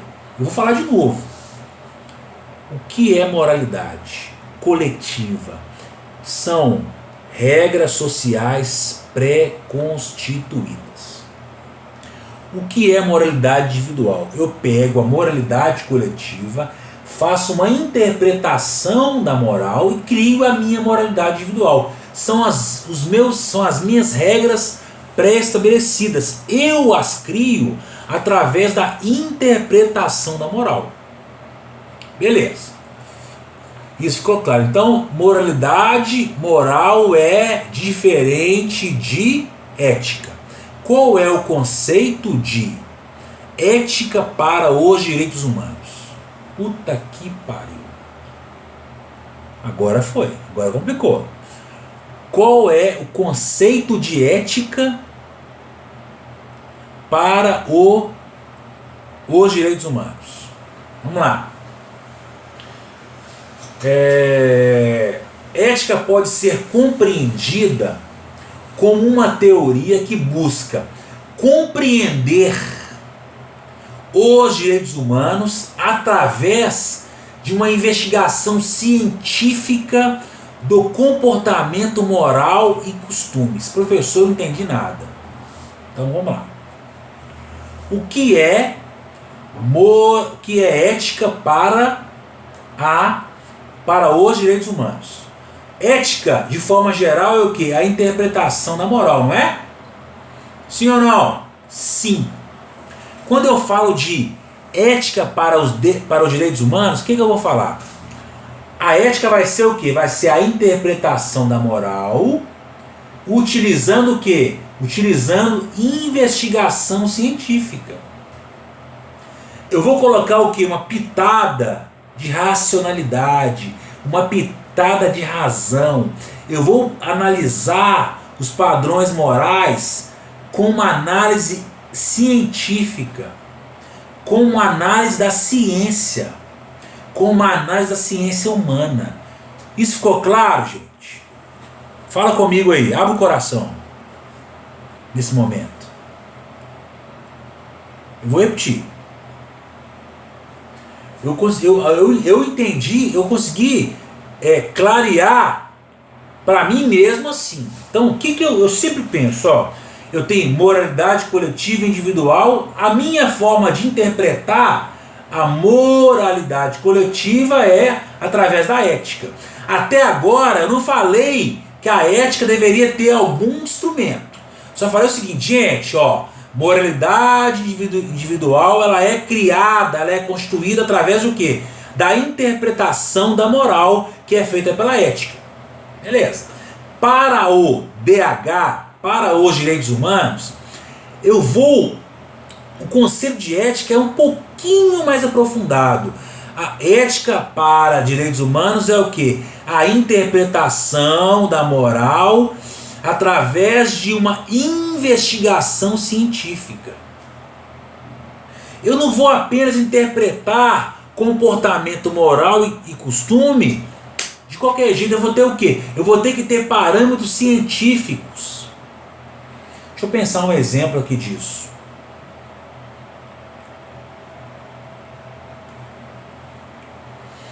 Ó, vamos pensar o seguinte. Década de 30, década de 40, os homossexuais, não, se morassem juntos, não teriam direito à herança, não teriam direito à pensão por morte. Ao longo do tempo, viu-se o quê? Que é união estável e que, pese a Constituição falar que é entre homem e mulher, deve ser entre pessoas. Gente, isso é uma interpretação da moral cientificamente. Ciências sociais aplicadas. O fato não precede a norma? A sociologia é uma ciência. A filosofia é uma ciência. O direito é uma ciência. Eu estou interpretando a moral através do quê? De um parâmetro científico. Ou não? Sim ou não, gente? Não é só moral, não. Ah, não. É porque é bonitinho casais homoafetivos. Não, não é porque é bonito, não. É porque é científico. É porque a sociedade evoluiu para isso. Entenderam, gente? Sim ou não? Entenderam? Maravilha. Próximo tópico aqui. Deixa eu ver as horas aqui, 9h43. Continuando, gente, vamos lá. Vou abordar um aspecto interessante aqui, ó. Deixa eu ver aqui. Esse aqui. Gente, podemos dizer que os direitos humanos são visões de senso comum que, através das reivindicações, se tornam direitos postos e também direitos e padrões morais aceitáveis. Repetindo, eu viajei e falei um monte de coisa aqui. Eu quero dizer o seguinte: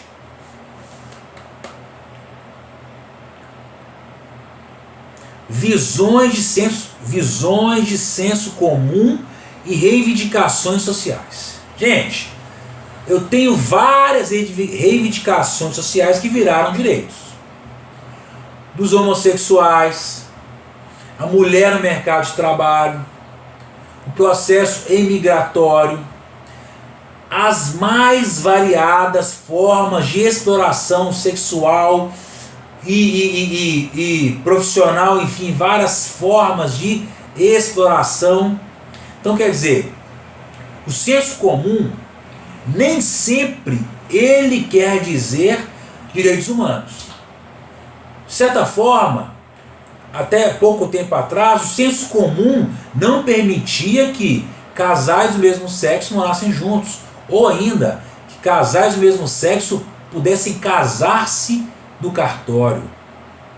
Então quer dizer, algumas vezes os direitos humanos eles vão colidir com senso comum, como já colidiram com o quê? Com práticas culturais. Na África, em determinado país, se uma criança nasce, sexo feminino, ela é mutilada. Mutilação dos órgãos genitais femininos, corta-se os lábios e o clítoris. Essa prática cultural, ela vai o quê? Ela vai afrontar os direitos humanos. Da mesma forma que algumas vezes os direitos humanos vão afrontar o senso comum. O senso comum coíbe uma certa forma, mas não. Para os direitos humanos, isso deve ser o quê? Deve ser irrelevante, deve ser desconsiderado. Gente, um grande jurista, um grande doutrinador do direito constitucional, chamado José Afonso da Silva. Eu tenho o livro dele aqui em cima, está ali. O que nosso amigo José Afonso da Silva fala? Olha que coisa linda. Para José Afonso da Silva, direitos humanos devem ser expressos no sentido de buscar a realização pessoal e felicidade do ser humano. Repetindo, para nosso amigo e grande doutrinador, José Afonso da Silva, o que vem a ser direitos humanos? Deve ser expresso por um poder de atuação do homem em busca da sua realização pessoal e felicidade. Gente, para o José Afonso da Silva, o que é direitos humanos? É você buscar a sua liberdade, a sua realização pessoal e felicidade. Isso que vai ser proporcionado pelo Estado, quando o Estado ele não é um Estado arbitrário. Quando as leis postas e as leis naturais possibilitam condições do ser humano realizar-se pessoalmente, buscar a sua realização pessoal e a sua felicidade. Vou repetir Aristóteles. Nicômaco, faça o seguinte: pratique o bem para você ser feliz. De certa forma, o nosso grande doutrinador José Afonso da Silva parafraseou Aristóteles. Estou filosófico hoje pra caramba, né? Parafraseou Aristóteles. O que é direitos humanos para José Afonso da Silva? O homem vai buscar a sua realização pessoal e a sua felicidade através de um poder de atuação de si próprio. O poder de atuação do homem vai buscar a sua realização pessoal e felicidade. Através de quê? De direitos inerentes a ele, vida, dignidade da pessoa humana, liberdade, e também através de quê? De direitos humanos que foram codificados e foram instituídos em lei. Então, eu vou te falar uma coisa agora que é importantíssima. Preste bem atenção aqui, gente. Olha bem para mim. Quando eu tenho um direito humano que não é codificado, um direito ou direitos humanos que são inerentes, eles são propriamente ditos direitos humanos. Quando o direito humano ou os direitos humanos são codificados, eles são postos em uma lei, eles passam a ser o quê? Direitos fundamentais. Artigo 5º da Constituição, ele elenca vários direitos fundamentais. Nada mais são do que o quê? São direitos humanos codificados.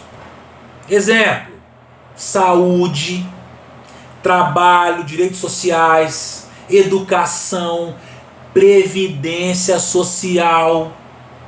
São o quê? Direitos humanos que foram codificados. Quando os direitos humanos são codificados, são postos na lei, eles viram o quê? Direitos fundamentais. Claro isso aqui, gente? Repetindo, direitos humanos são direitos inerentes aos seres humanos. Vida, liberdade, dignidade, etc. Quando esses direitos humanos são codificados, são postos na lei, eles ganham status de direitos fundamentais. E aí? Claro? Claro.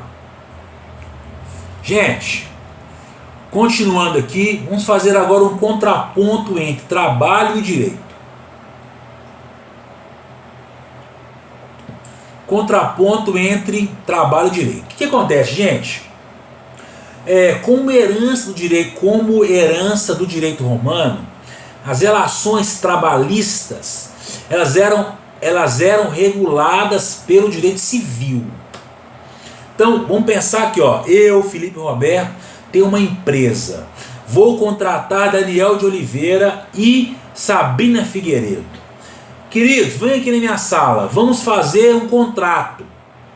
Esse contrato, segundo o nosso estudo aqui, segundo a ótica do direito civil, seria o quê? Uma pactuação particular. Daniel e Sabrina, vocês vão trabalhar de 5 da manhã às 23, com 10 minutinhos de almoço.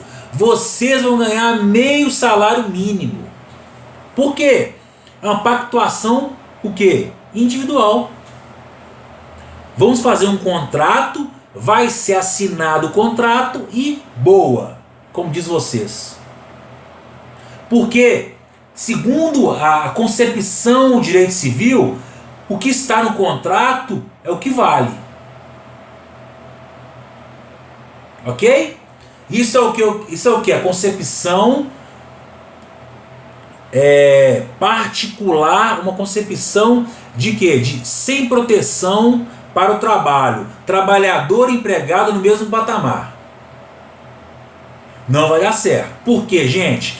Essa relação aqui é uma relação de quê? Empregador e empregado. Nessa relação aqui, queridos, o empregado ele é a parte hipossuficiente. É a parte mais frágil. Ele trabalha para comer. Ou não? Para prover a sua subsistência da sua família. Se a lei não equipará-los, se a lei não trouxê-los ao mesmo patamar, não vai dar. Então, nesse prisma, o que vai acontecer? Vai surgir o quê? Vai surgir o direito do trabalho, que é um direito social, que é um direito humano. A CLT, o que a CLT fala? Ela vai equiparar trabalhador e empregador e empregado. Olha aqui, ó, empregador, você quer contratar o Daniel? Quero. Sim ou não? Sim. Então, como é que vai ser? Jornada de trabalho, 44 horas semanais. Ele só pode ganhar, no mínimo, o salário mínimo, artigo 7º da Constituição.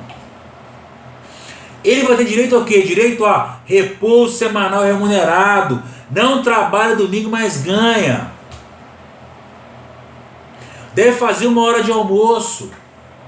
Ele deve usar proteção individual se for em ambiente salubre. Se ele ficar doente no trabalho, auxílio doente acidentário. Se ele ficar doente, uma doença normal, ele deve ser o quê? Ele deve ser afastado, um auxílio doença. Se ele machucar na empresa, deve ser emitido uma CAT, comunicação de acidente do trabalho. Falei rápido, comunicação de acidente do trabalho. Isso é o que, gente? A lei, ela vai nivelar, ela vai proteger a parte hipossuficiente, a parte frágil. O trabalhador na relação empregador-empregado é a parte frágil, hipossuficiente. Por isso existe uma lei que protege, Cada ano que passa, essa lei é mais o que? Fragilizada. Cada ano que passa, essa lei é o que? É mais aviltada. Cada ano que passa, a CLT é mais enfraquecida. Porque você e eu, como trabalhadores, estamos o que? Perdendo forças. Ok? O outro contraponto que deve ser analisado aqui é o feudalismo e capitalismo. Gente, já falei de feudalismo milhares de vezes. Vou falar assim em 30 segundos. Porque eles estão carecas de saber, igual eu, o que é feudalismo.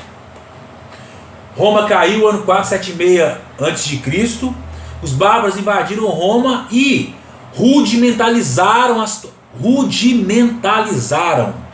Criaram padrões rudimentares. Houve um retrocesso social em Roma. Roma foi o que? Dividida em feudos, suzerano e vassalo. Uma relação de quê? Servidão.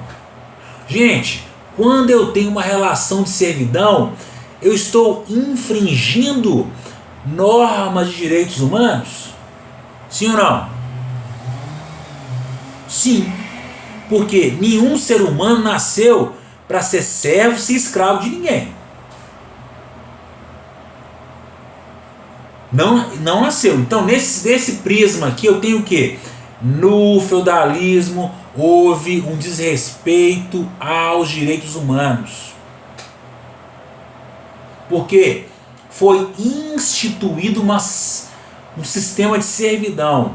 Ex-combatentes, ex-militares eram subordinados, deveriam servir os nobres, que eram suzeranos. Ok? Na relação do feudalismo existiu também, houve infração aos direitos humanos. O capitalismo. Gente, o que é o capitalismo? Eu tenho alguém que vai o quê? Que vai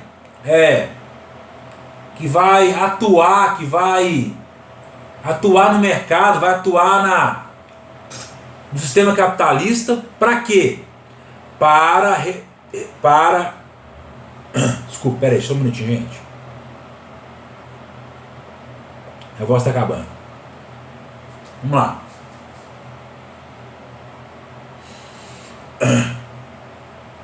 Então, o que é o capitalismo na ótica dos direitos humanos? Alguns autores veem o capitalismo como uma medida natural de exploração ser humano para ser humano. Quem detém mais poder aquisitivo, mais poder econômico, vai explorar aquele que detém menos poder econômico.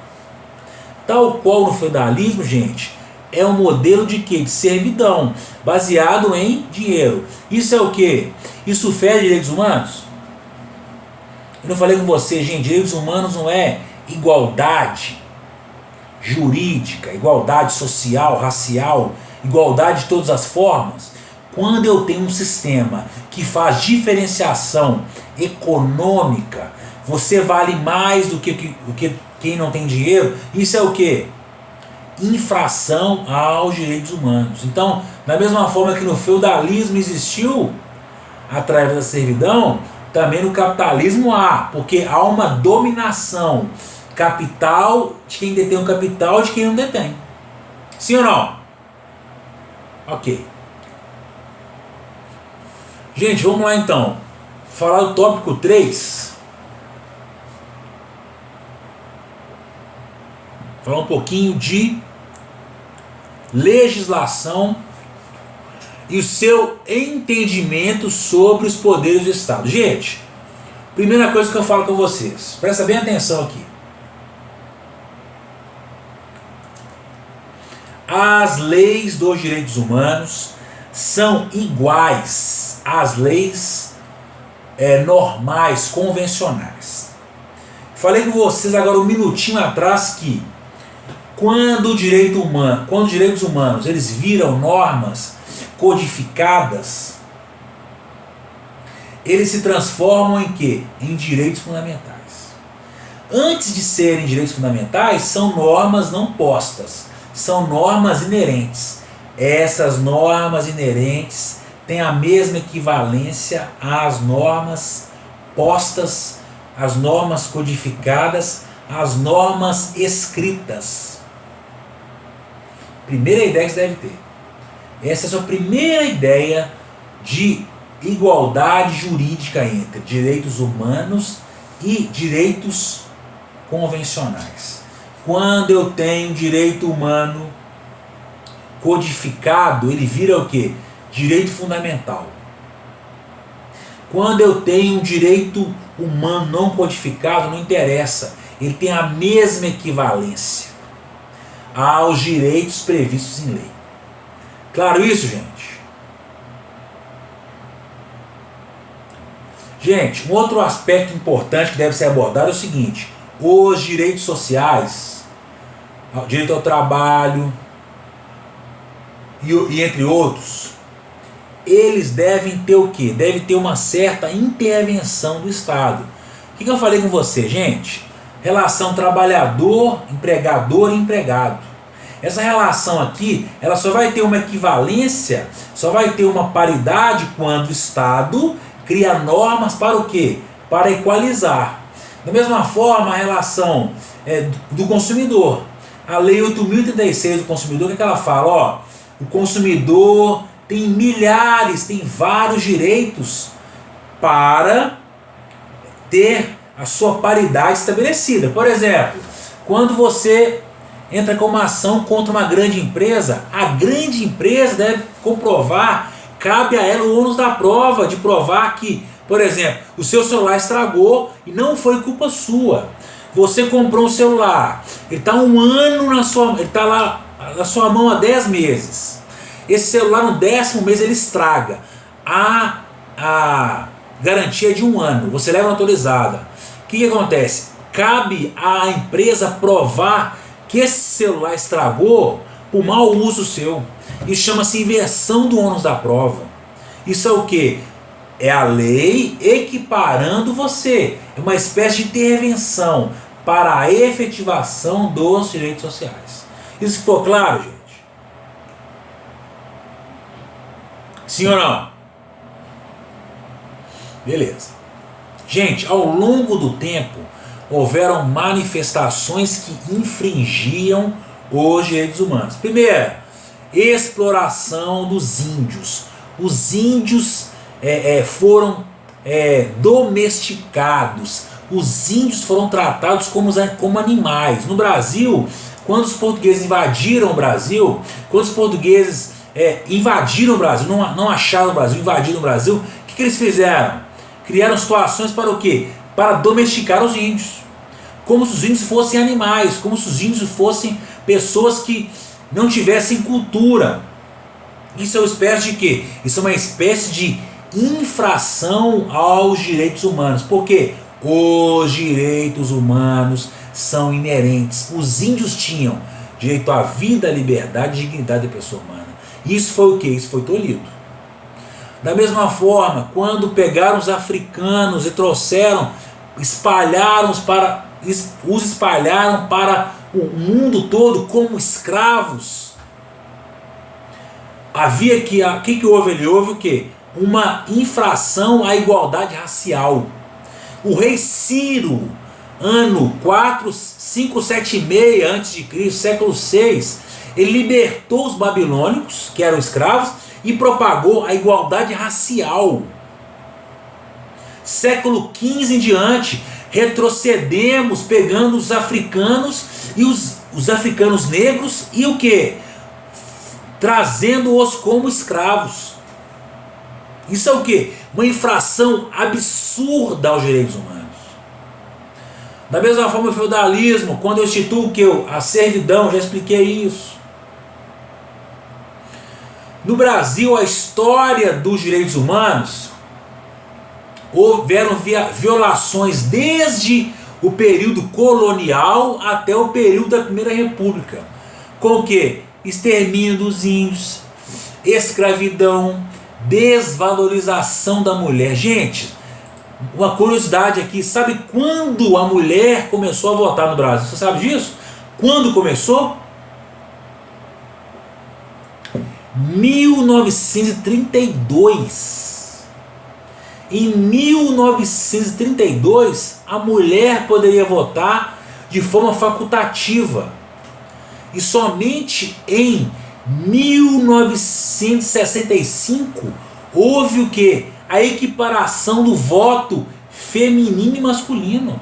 Gente, sociedade extremamente machista.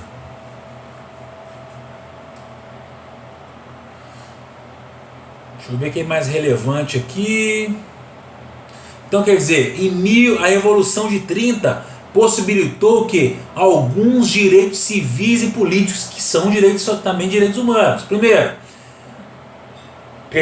reivindicações por melhores condições de trabalho. Surgiu aqui os sindicatos, que hoje foram enfraquecidos. Reforma trabalhista de 2017, o senhor Michel Temer, o que ele fez? Ele retirou a contribuição sindical dos sindicatos. Quer dizer, não há recurso. Sindicato não consegue mais combater as arbitrariedades, defender os trabalhadores. Acabou. Em 1943, 9 de agosto de 1943, entrou em vigor a CLT. É o dia do meu aniversário. Quem quiser me dar presente, pode me dar presente. 9/8/43, a CLT foi promulgada. O que ela fez? Ampliou o rol de direitos trabalhistas. Em 64, o que aconteceu? Ditadura militar. Tudo que foi construído, tudo que foi erigido, tudo que foi ampliado com a ditadura militar foi o que? Aniquilado. É um regime de quê? De exceção. Houve o que? Supressão dos direitos civis, políticos, liberdade política. Gente, ditadura militar, ela vai totalmente contra os direitos humanos. Aquele indivíduo, aquela pessoa que é a favor disso, ela vai contra os direitos humanos. Isso não é eu que estou falando, isso é a lei que fala. Qualquer indivíduo que faz apologia à ditadura militar, ele é contra os direitos humanos, porque ele é contra a liberdade de expressão. Ok, senhoras e senhores? E o seguinte, em 84 a ditadura acabou, em 88 foi criada uma nova Constituição. A Constituição de 88 é uma Constituição cidadã, uma Constituição que ela codifica os direitos humanos. Os direitos humanos, eles são alçados ao quê? A condição de direitos fundamentais. O artigo 5º, 6º e 7º, eles tratam de direitos fundamentais. São o quê? Eles pegaram os direitos humanos inerentes ao ser humano e fizeram o quê? Deram status de direitos fundamentais. Isso é direitos humanos codificado. Direitos humanos codificados são direitos fundamentais. Gente, a Constituição da República do Brasil, de 88, ela abomina regimes autoritários. Ela instituiu 3 poderes autônomos entre si. Nenhum poder é maior do que o outro poder. Nenhum poder pode haver uma ingerência arbitrária. Presta bem atenção. Montesquieu criou a tripartição dos poderes. São o quê? 3 poderes harmônicos entre si, que um vai fiscalizar o outro. Quando o legislativo fiscaliza o judiciário, não quer dizer que houve uma ingerência, quer dizer que houve fiscalização. Da mesma forma, quando o judiciário ele fiscaliza o executivo, isso não é ingerência, isso é o quê? Isso é fiscalização. Quem sabe ler um pingo a letra. Estou dizendo isso aqui porque no Brasil está uma discussão enorme sobre isso. Os poderes devem fiscalizar uns aos outros. O presidente da República não manda mais do que o STF. O presidente da República não manda mais do que o presidente da Câmara, do Senado, do Congresso Nacional. Eles são o quê? Tem equivalência. São poderes e funções diferentes. Gente,